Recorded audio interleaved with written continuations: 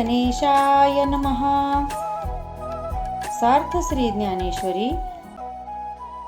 जगाच्या कल्याणा संतांच्या विभूती, देह कष्टविती परोपकारी, तुका म्हणे। श्री ज्ञानेश्वरी या ग्रंथाच्या सार्थ नावाप्रमाणेच त्यात ईश्वरी ज्ञान अमृताचे शब्दोशब्दी दर्शन घडते। म्हणूनच तुम्ही हे निवेदन मनापासून ऐका, तुमचे कान सुखावतील आणि अंतःकरण एका अपूर्व आनंदाने भरून जाईल। भगवान म्हणाले, सख्या अर्जुना, परमभाग्याने तुला हे जे गीतेचे अद्भुत ज्ञान, हे गीताशास्त्र ज्ञान झाले आहे, ते तू अन्य कोणाही तपोहीन व्यक्तीस सांगू नकोस। एखादा जरी तप करीत असेल पण तो गुरुनिष्ठ नसेल तर त्याला हे ज्ञान सांगू नकोस। यज्ञाचा अवशिष्ट भाग, ज्याला पुरोडाश असेही म्हणतात, तो अगदी भुकेला वृद्ध कावळा असला तरी त्याला घालत नाहीत। तसे हे ज्ञान गुरुभक्ती न करणाऱ्या मनुष्यास सांगू नकोस। तपी आहे, गुरुभक्तही आहे, पण ज्याला हे गीताशास्त्र श्रवण करण्याची आर्त इच्छा नसेल त्याला सुद्धा हे गीताशास्त्र सांगू नकोस। गुरुभक्त असला, तपाचरण जरी करत असला, पण ज्याला श्रवणाचीच चाड नसेल त्याला हे सांगण्यात काय अर्थ आहे? समजा की अगदी उत्तम प्रतीचे मोती उपलब्ध आहेत, पण त्यांना वेज छिद्र पडलेले नसेल तर ते अगदी सोन्याच्या तारेत तरी कसे ओवता येतील? सागराची खोली अफाट आहे हे खरे, पण त्यावर पडणाऱ्या पावसाचा उपयोग तो काय? ज्याचे पोट भरलेले आहे त्याला उगाच खाण्याचा आग्रह करण्यापेक्षा जो खरा भुकेला आहे त्याला घास देण्यात खरे औदार्य नाही का? त्यामुळे तुझ्या समोरची व्यक्ती इतर कितीही गुणांनी परिपूर्ण असेल, पण जर त्याच्या मनात हे गीताशास्त्र ऐकण्याची आर्त इच्छा नसेल तर त्याला ती सांगू नकोस। रूपाची, सौंदर्याची पाहणी करण्यासाठी डोळे हे इंद्रिय कामी येते, पण त्याने वास घेता येईल का? त्यामुळे योग्यतेचा विचार करूनच ज्याची त्याची निवड करावी। म्हणून हे सुभद्रापते, तपस्वी, गुरु व देव यांची भक्ती करणारा असूनही जर शास्त्र श्रवणाविषयी त्यास आवड नसेल तर त्याचा त्याग करावा। जो तप करणे, गुरु आणि देव ह्यांच्या ठायी निष्ठा बाळगतो, जो हे गीताशास्त्र काय आहे हे जाणून घेण्यास आर्त आहे, अशा मनुष्यालाच तू हे ज्ञान देण्याआधी सकल विश्वाची चिंता वाहणाऱ्या ईश्वराबद्दल म्हणजेच माझ्याबद्दल जो आस्था बाळगत नसेल त्यास तू सामान्य मान। जो माझी अनप्रसंगी माझ्या भक्तांची निंदा करतो, त्यांना नावे ठेवतो, ते सुद्धा हे गीताशास्त्र जाणून घेण्यास कुपात्र आहे असे तू समज। मी किंवा माझ्याबद्दल साधू संत सज्जनांबद्दल ज्याची बुद्धी सेवा पूजनीय भाव बाळगत नसेल, त्याची अवस्था म्हणजे ज्या दिव्यात तेलवात आहे पण रात्रीचा अंधार असतानाही ज्याची ज्योत प्रज्वलित होत नाही, ज्या दिव्याचा प्रकाश पडत नाही, अशा दिव्यासारखी आहे। समजा की एखादी गौरवर्णीय सुंदर तरुण काया आहे, ती नाना प्रकारच्या सुंदर सुंदर अलंकारांनी सुशोभितही आहे, पण जर तिच्यात प्राण चेतना नसेल तर? मस्त सोन्याचं घर बांधून तयार आहे, पण त्याच्या दारावर जर नागिनीचा पहारा असेल तर? अनेक सुग्रास सुंदरसे अन्नपदार्थ समोर आहेत, पण त्यात विष कालविले असेल तर? मित्र आहे, मैत्री आहे, पण त्यात कपट असेल तर त्याचा काय उपयोग आहे?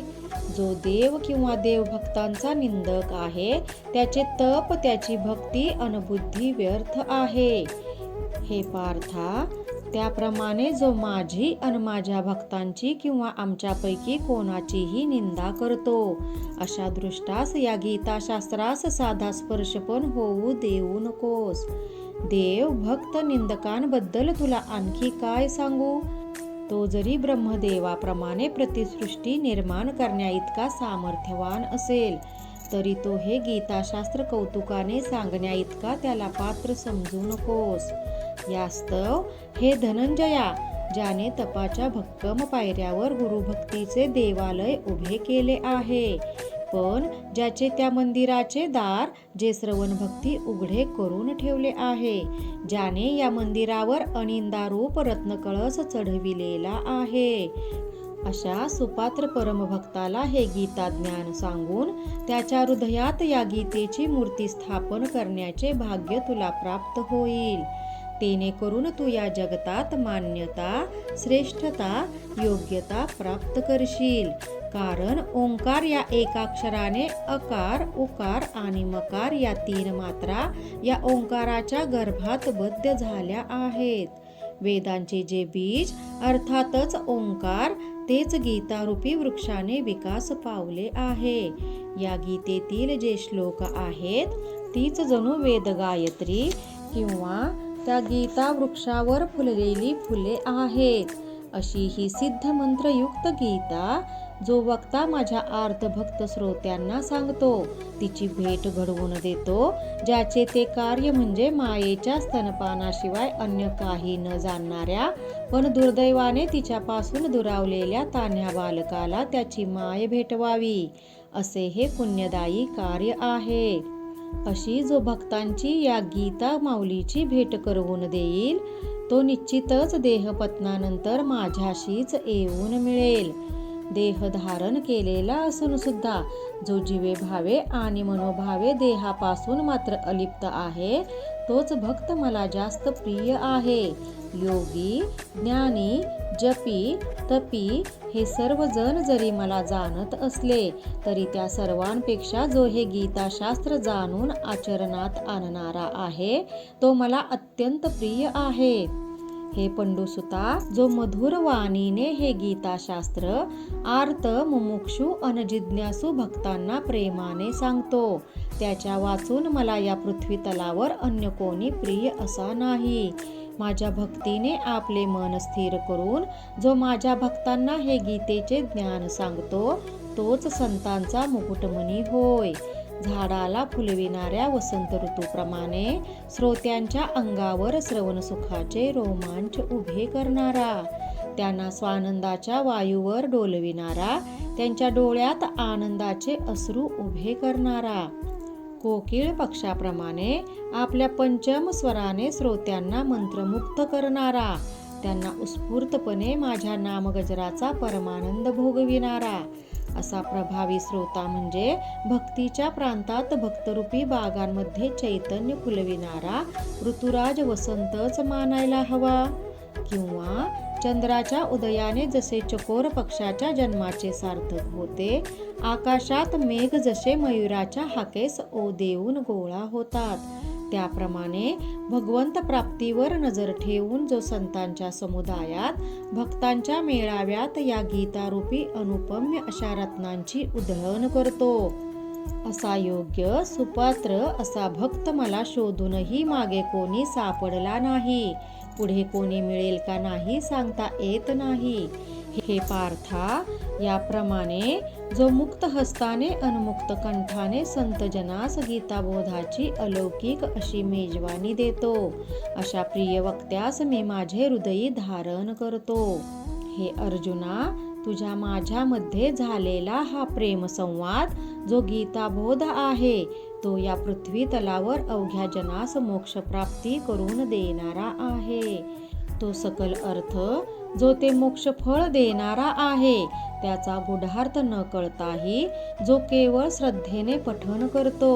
हे बुद्धिवंता, ज्याने प्रदीप्त अशा ज्ञान अग्नीत अविद्या, अज्ञान यांची आहुती दिली आहे, ज्याने या ज्ञान यज्ञाने मला संतुष्ट करून घेतले आहे.